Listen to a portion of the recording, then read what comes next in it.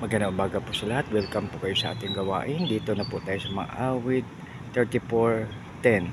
Hindi magtatagal sila'y mapaparam, kahit hahanapin mo hindi na masumpungan. Puri na ba ang Diyos sa pagbasa ng kanyang salita. Mga kaibigan, advantage po talaga pag tayo ay sa ating Panginoon. Akin pong babasahin mula dito sa 7, mga kaibigan, sa 7.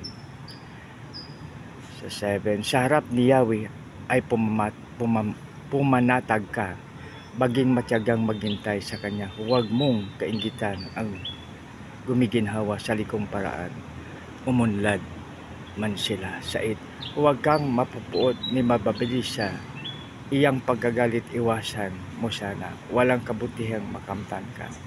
Ang magtiwala kay Yahweh mabubuhay ligtas sa lupain, at doon tatahan, ngunit ang masamay ipagtabuyan.